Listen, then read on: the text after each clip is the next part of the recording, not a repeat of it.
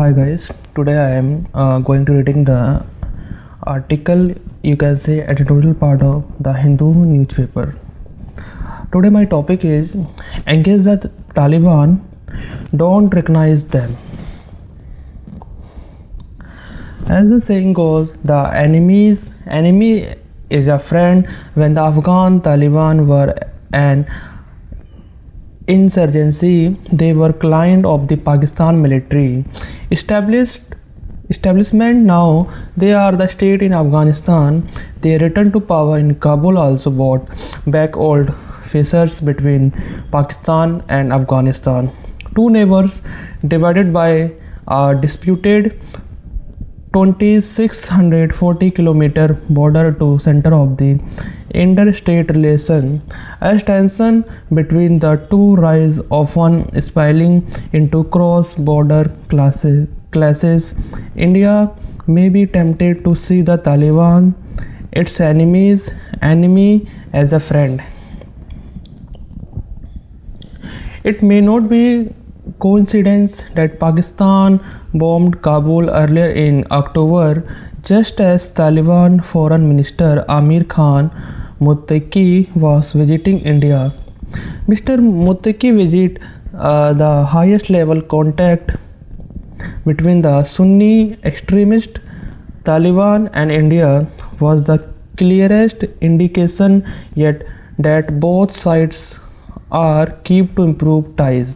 India has since decided to upgrade its technical mission in Kabul to a full embassy and resume stealth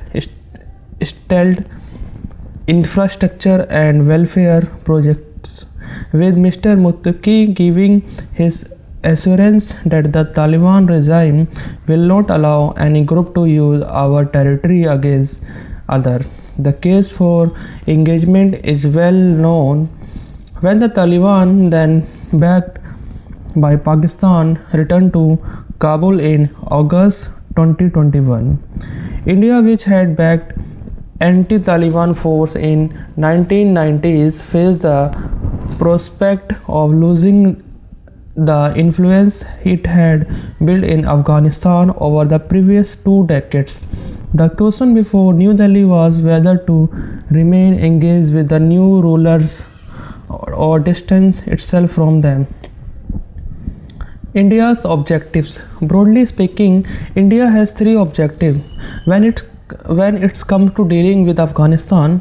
First, it has invested some 3 billion in Afghanistan between 2001 and 2021.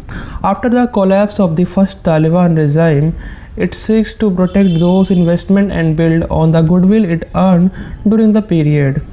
Second, unlike in 1990s, New Delhi does not want Afghan soil to be used by anti-India militants. Third, it does not want to Taliban to become an external arm of Pakistan's establishment, which would give Islamabad, Rawalpindi strategic depth in the region.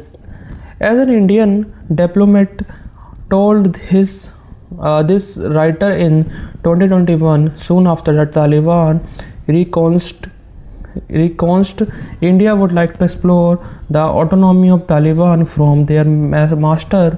To meet these goals, India has opted for a policy of conditional and gradual engagement with Taliban 2.0. Mr. Muttaqi visit to New Delhi and the decision to upgrade the Indian mission in Kabul to an embassy suggest India is expanding the scope of this conditional engagement. The Pakistan dramatic deterioration in Pakistan-Taliban relation adds a new geopolitical dimension to India's approach. These developments have promoted calls for India to move faster in formally recognizing the Taliban regime. There is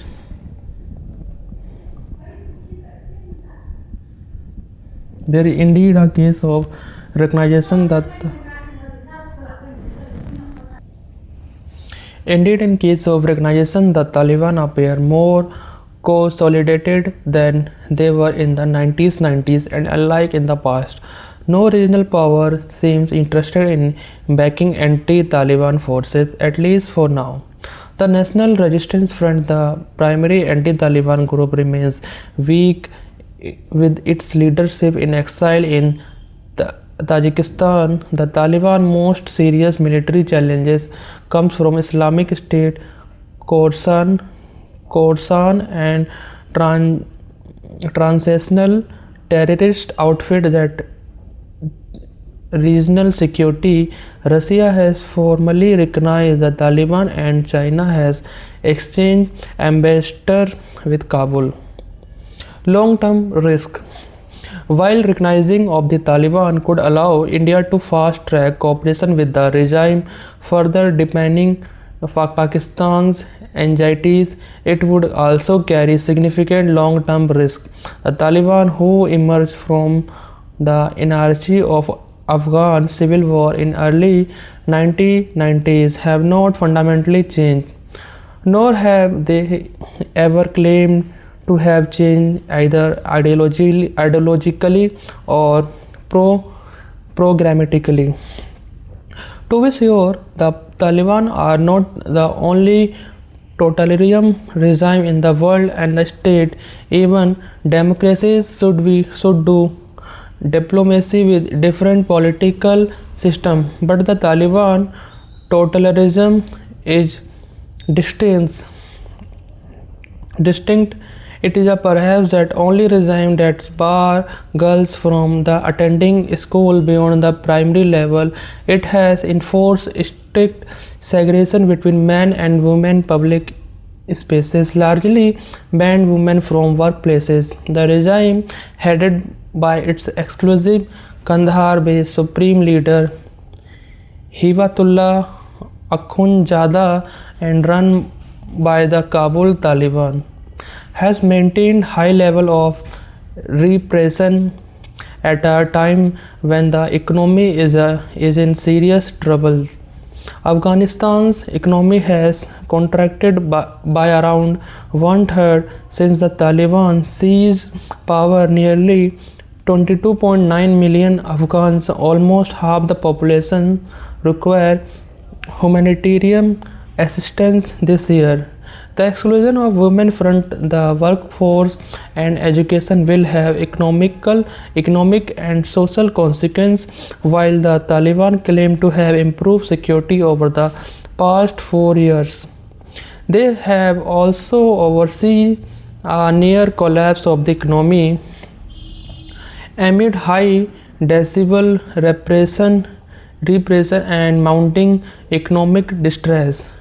It is far from certain that the man-only regime of the Taliban has truly consolidated power in Afghanistan, a country of deep ethnic diversity that has seen almost continuous conflict since the mid-1970s. In the early 2000s, after the Taliban were topped and the Islamic Republic was taking shape, Afghanistan enjoyed a period of relative calm and stability. Many believed that the country had embarked on a path toward demon de democratization and socio-economic modernization. But it was only a matter of time before the Taliban re-emerged from the mountains of Pakistan. Tribal belt challenges the republic. So today relative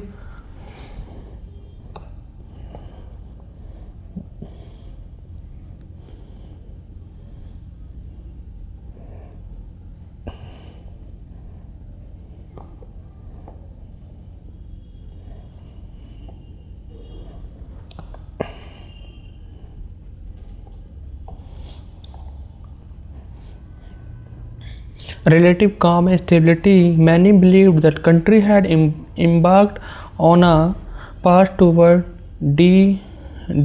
democratization and socio-economic modernization, but it was only a matter of time before the Taliban re-emerged from mountain of Pakistan's travel belt to challenge the republic. So today relatives calm should not misguide anyone that the Taliban had won absolute lasting control over Afghanistan. It makes sense for India to adopt wait and watch approach. Deep network. In their second sting, the Taliban have sought to project an image of having severed ties with the transnational jihadist organizations. The Taliban learned a key lesson from 2001. It was not their repressive policies at home that led to their downfall, but their open alliance with Al Qaeda. This time, they have adopted a more paragamist posture in public. The leader insists that they will not allow to transnational group to use Afghan territory.